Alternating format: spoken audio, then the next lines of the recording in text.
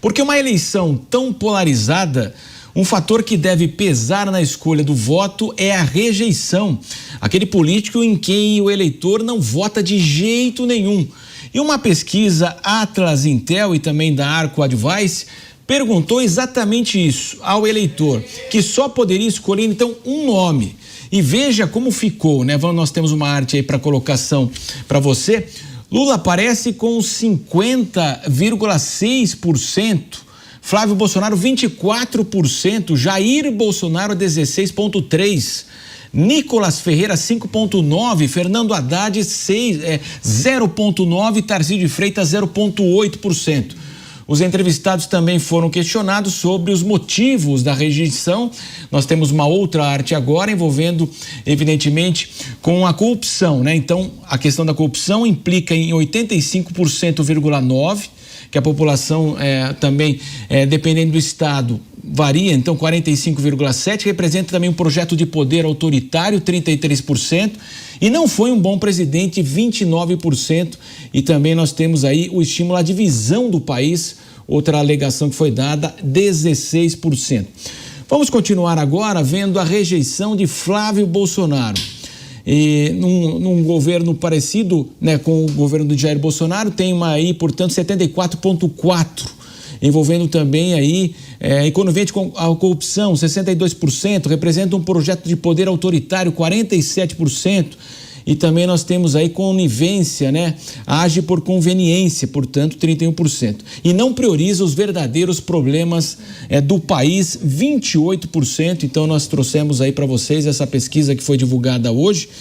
E eu já vou começar aqui com o Cristiano Beraldo fazendo essa análise. Beraldo, a gente sabe que é claro que o político, o Lula tem a sua rejeição, o Bolsonaro tem a sua rejeição. E numa eleição tão polarizada, você acredita que nós teremos, então, a questão da rejeição como fundamental aí para uma definição, já que a eleição, ela parece aí muito apertada mesmo. Boa noite, seja bem-vindo. Obrigado, Marcelo. Boa noite a você, boa noite ao Dávila, boa noite ao nosso querido delegado Palumbo, sempre bem-vindo aqui nos Pingos nos Is, e a nossa audiência que prestigia diariamente os Pingos nos Is. Marcelo, o que acontece no Brasil hoje é que sim, a rejeição é um fator extremamente importante para a definição de voto. Essa polarização que se criou no Brasil, ela não foi uma polarização de ideias. Não é uma pessoa, né, que tem lá uma visão de direita e o outro tem uma visão de esquerda em razão desse ideal de caminhos diferentes para resolver os problemas do Brasil. Eles então debatem e a conversa se inflama. Não é isso. Hoje o Brasil vive uma polarização em torno de pessoas. Então há um grupo de brasileiros que vê em Luiz Inácio Lula da Silva um caminho para o Brasil, apesar dele estar no poder há tanto tempo e o Brasil só ter piorado. De outro lado, há um número expressivo de pessoas que têm por Jair Bolsonaro também um apreço, uma confiança, uma dedicação muito grande. E isso vai gerando esse sentimento em relação às pessoas. Então, quem rejeita Jair Bolsonaro e, por conseguinte, rejeita a família Bolsonaro, vai votar no Lula. Não que vá defender o Lula, mas vai votar pela rejeição e vice-versa. Isso também acontece com pessoas que votam em Flávio Bolsonaro, nessa eleição, por exemplo, para rejeitar Lula. Mas isso mostra também como o Brasil não consegue debater ideias. Essa é a nossa maior urgência, porque temos problemas tão graves e tão óbvios e que ninguém fala nada. É só a gente constatar agora. Depois de tudo que aconteceu no Brasil, nós estamos diante de uma guerra entre Estados Unidos, Israel e Irã, e a gente não tem sequer reserva no Brasil para garantir uma produção estável de combustíveis, garantir uma estabilidade de preço. A gente sempre fica à mercê do outro. Por quê? Porque ninguém está pensando no Brasil, eles só estão pensando na eleição. Muito bem, vamos girar agora toda a nossa participação aqui nos Pingos nos Is. Eu vou lá conversar com o Roberto Mota, lá no Rio de Janeiro. Muito boa noite, Mota. Boa noite, Marcelo. Boa noite, meus colegas de bancada. Boa noite, nossa querida audiência. E boa Páscoa a todos. Uma surpresa, Mota? Olha, Marcelo, eu sempre tenho muito cuidado com pesquisas, especialmente quando eu não tive oportunidade de examinar com detalhe. Agora, quando a gente olha esses números, não há realmente nenhuma surpresa, né? Eu acho que a maior surpresa no primeiro número é que ainda existam 41% de eleitores dispostos a votar no candidato do governo. Tá? Agora, quanto às razões alegadas para não votar no candidato do governo, associação com corrupção, populismo e autoritarismo, eu acho que essas razões acertam no alvo. Agora, eu achei especialmente interessante a principal razão alegada pelas pessoas pesquisadas para não votar em Flávio. Parece que elas não querem um governo parecido com o governo de Jair Bolsonaro. E essa é justamente a estratégia central da campanha de Flávio, mostrar que vai fazer um governo diferente. Luiz Felipe Dávila também está conosco. Dávila, então, ficou assim, 50,6%. Com o Lula, Flávio 24%, Jair 16%, Nicolas 5,9%, Haddad 0,9%, Tarcísio 0,8%. Foram questionados os motivos aí da rejeição, como agora o Mota também colocou. A questão da corrupção aparece em primeiro, 85,9%. Quer a população dependente do Estado, 45%, representa um projeto de poder autoritário, 33%, não foi um bom presidente, 29%, e também estimula a divisão do país, 16%. Então, são argumentos aí bem fortes que vão ser determinantes nessa eleição, Dávila. Seja bem-vindo, boa noite. Boa noite, Marcelo. Um prazer tê-lo aqui nos Pingos nos Is conosco. Boa noite, meus colegas de bancada, e boa noite à nossa querida audiência. Esses números refletem algo fundamental. Primeiro, esta será uma eleição plebiscitária. Isto significa se o eleitor aprova ou rejeita o governo. Mais de 50% do eleitorado, ou seja, 54% do eleitorado, em torno, diz que não quer ver Lula continuar no poder. Ou seja, neste plebiscito, Lula já perdeu. A maioria do eleitorado não quer que ele continue na presidência na República. E aí a pesquisa Atlas Intel mostra por que a população rejeita Lula no poder. Primeiro, a corrupção. A corrupção contamina o governo petista desde o seu primeiro governo. É petrolão, mensalão, agora roubo do INSS, Banco Master. Onde tem rolo de corrupção, tem o PT por perto. Então é óbvio que essa é a percepção que a maioria do eleitor tem. Um partido e um governo sempre ligado aos grandes escândalos de corrupção do país.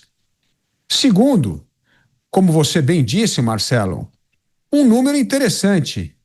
Boa parte rejeita o governo Lula por entender que ele quer aumentar a dependência do cidadão do Estado. É justamente este o projeto de poder do PT. Criar uma dependência cada vez maior, distribuindo favor, benefício, bolsas, tudo para tentar escravizar o cidadão ao Estado. Nunca foi um governo que olhou para aqueles que querem produzir, trabalhar, empreender. Para esses, o Estado só cria dificuldades, atrapalha a concorrência de mercado, compromete a competitividade e transforma a vida do trabalhador e do empreendedor num verdadeiro inferno. Inferno burocrático, inferno na quantidade absurda de imposto que temos que pagar e inferno num Estado que só atrapalha a competição de mercado. Então, está aí estampada os motivos pelo qual, nesta eleição plebiscitária, o eleitor rejeita o governo de Lula. E nesta terça-feira, também nesta edição dos Pingos nos Is, agora também vamos conversar com o delegado Palumbo, que está conosco. Palumbo, muito boa noite. Boa noite, Marcelo. Boa noite, colegas de bancada e amigos da Jovem Pan. Eu creio que a rejeição maior do Lula, isso já era previsível, tanto pelo aspecto da corrupção, mas também da segurança pública, que deixou muito a desejar com o povo brasileiro, principalmente quando ele se nega, né? Acabou vetando projetos importantes, como o da saidinha. Eu acho que teve um peso grandioso com isso. Depois esse veto teve que ser derrubado no Congresso Nacional, e é evidente que a população sente na pele esses problemas que afligem a sociedade, principalmente no tocante à segurança pública, que é, sim, o calcanhar de Aquiles de tantos governadores e principalmente do presidente da República. Não adianta vir com pacotes mirabolantes às vésperas das eleições, com medidas que queiram salvar a pátria, porque não vai adiantar. A grande verdade é que durante o seu governo a população sofreu muito, tivemos pouquíssimos avanços no tocante à segurança pública. Ele mesmo não mandou projetos importantes, quando mandou que centralizar toda a segurança pública no governo federal. Então isso já era esperado, sem falar dos escândalos de corrupção, INSS e tantos outros que apareceram, né? Correios, né? Que dava lucro, agora está em déficit bilionário. Enfim, isso é natural e é um ponto fundamental, principalmente no segundo turno, aonde geralmente quem leva o segundo turno é aquele candidato, né, que tem menos rejeição. Então vai ser uma briga de gigantes, porque os dois principais candidatos estão ali com uma rejeição muito alta. Eles vão ter que trabalhar muito para baixar esses níveis de rejeição, se quiserem levar aí a presidência da República. Beraldo, a gente observa então, a corrupção aparece lá praticamente 85,9%, 86% das respostas.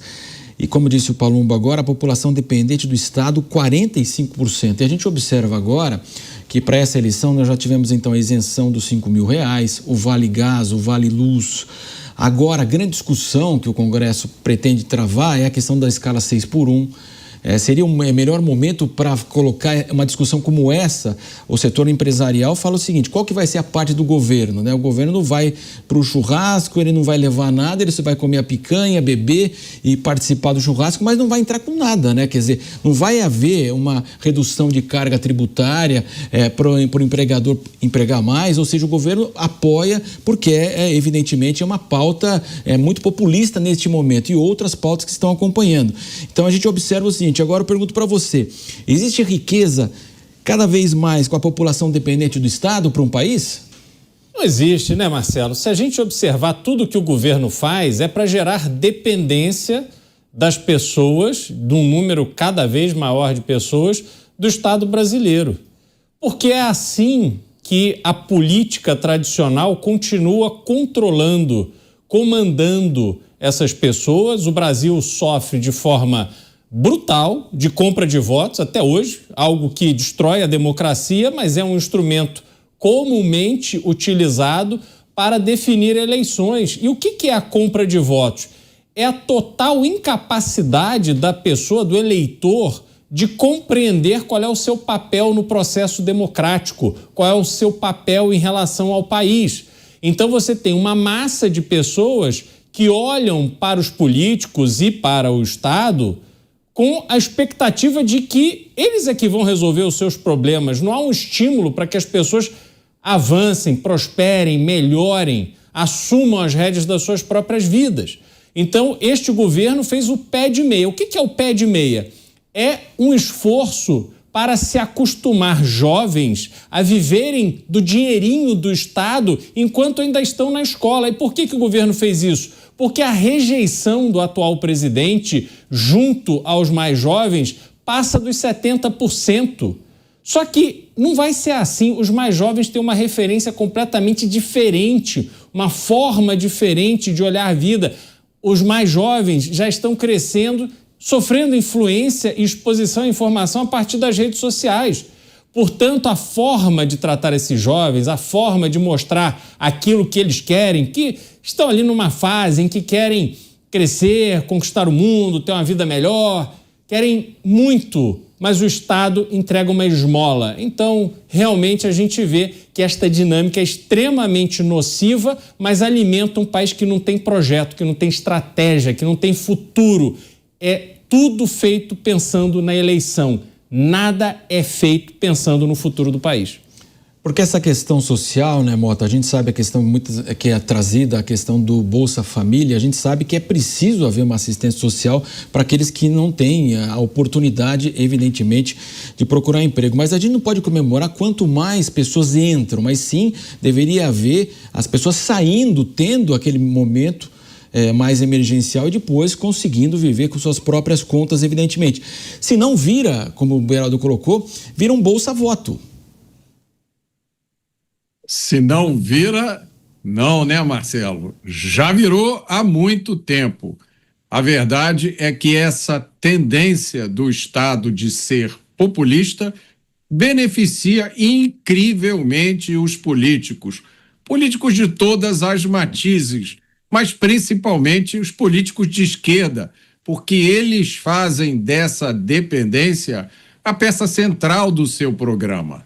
Não se trata de ajudar aqueles que não podem trabalhar. Na cabeça do esquerdista, se trata de redistribuir a riqueza. Então, cobrar impostos altíssimos, tirar dinheiro de quem paga os impostos para dar esse dinheiro para outras pessoas, não necessariamente aquelas que não podem trabalhar porque estão doentes ou são muito idosos. Trata-se de uma compra indireta de votos. E aí a gente tem que lembrar aquilo que Margaret Thatcher ensinou uma vez. Toda a sociedade tem que ter uma escada para que as pessoas possam subir e melhorar de vida por iniciativa própria e uma rede para amparar aqueles que não têm condição, porque são muito idosos ou são doentes.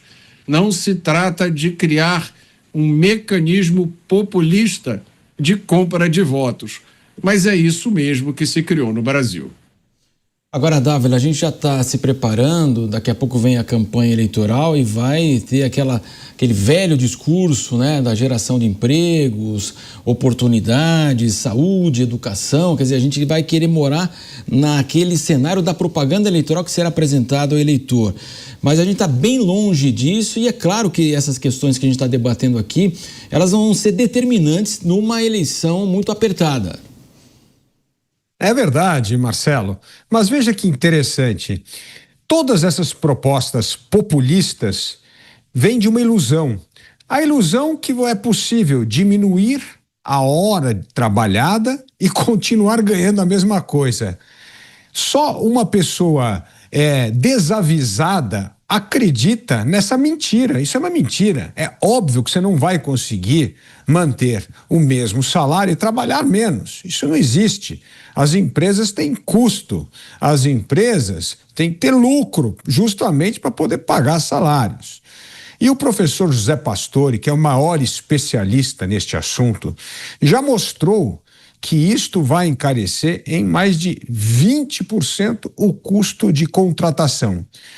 Isto significa, se aumenta o custo para contratar, as empresas vão deixar de contratar ou mesmo demitir pessoas. Ou seja, a tal fórmula que ia manter salários altos e manter as pessoas trabalhando menos, isso não só é mentira, como vai se tornar desemprego, porque muitas empresas não vão aguentar pagar 20% a mais nas suas folhas. O segundo ponto, esta medida mostra aqueles que compactuam com o populismo e apoiam uma medida desastrosa que vai aumentar o desemprego, aumentar a informalidade e reduzir salários, porque você vai demitir aquelas pessoas que ganham mais e contratar pessoas que ganham menos. E esses populistas de carona vão entrar nesta ilusão porque não querem, no ano eleitoral, se indispor com o eleitorado e votar contra, entre aspas, uma medida popular. Ao invés, o que é um bom parlamentar? Aquele que explica para o eleitor por que ele não vai votar numa barbaridade populista dessa que vai prejudicar a vida dele. Isto é que deveria ser um parlamentar responsável. Portanto, este projeto mostra duas coisas: que o populismo não tem limite, o populismo não sabe fazer conta, e a covardia daqueles que sabem que isto é maléfico ao trabalhador e, mesmo assim, poderiam votar a favor, porque, infelizmente, não tem coragem de, entre aspas, decepcionar o eleitorado. E aí nós temos um candidato à presidência da República, pelo menos foi o único até o momento, que é Romeu Zema, que anunciou o jeito para sair desse corner colocado por essa proposta populista. Zema propôs, muito simples: vamos remunerar a hora trabalhada, como é nos Estados Unidos. Trabalhou 4 horas, vai ganhar por 4 horas trabalhadas. Trabalhou 10 horas, vai ganhar por 10 horas trabalhadas. E aí essa legislação passa a não fazer o menor sentido. Cada um vai receber de acordo com o que trabalha. Veja como que um candidato que pensa não só no trabalhador, mas no empresário, consegue propor algo que faz sentido, racional e realista. Antes da gente chamar o delegado Palumbo mais uma vez, eu quero chamar a sua atenção para que você vote na nossa enquete nos Pingos nos Is de hoje. Essa edição está perguntando o seguinte: vai lá no YouTube e vota, por favor. A gente quer conferir a sua opinião. Você concorda em classificar as facções criminosas como terroristas? Esse foi um tema que dominou toda a discussão. O delegado Palumbo estava falando a respeito da violência, aquele projeto que voltou, tanta discussão, tantos retornos também. Então agora eu quero saber a sua opinião, por favor. Então, você concorda em classificar facções criminosas como terroristas? Vota lá no YouTube e ao final do programa nós traremos então aí o resultado da enquete de hoje, portanto, desta quinta-feira. Voltando a falar com o delegado Palumbo. Delegado, o senhor que vive o dia a dia, né, dos parlamentares, a gente sabe, o Brasil inteiro se reúne lá, todos os estados. No dia a dia agora, qual que é a grande preocupação do político? É manter a sua cadeira lá em Brasília, delegado Palumbo? A grande preocupação é essa: vir à reeleição e ganhar e não tentar votar projetos que a população não vai entender como populista ou impopular, alguma coisa nesse sentido. Não dá para um parlamentar achar que a maioria da população vai entender. Se a gente sair da nossa bolha um pouquinho, a gente tem que se colocar principalmente no lugar da população, da grande massa.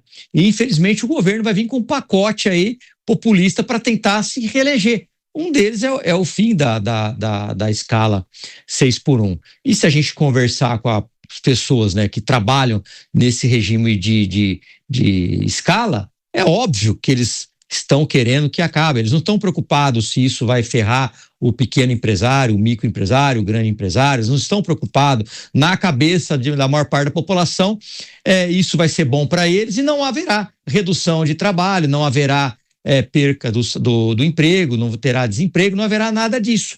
Eles, lamentavelmente, não entendem. Concordo com o Dávila, que a gente tem que tentar explicar.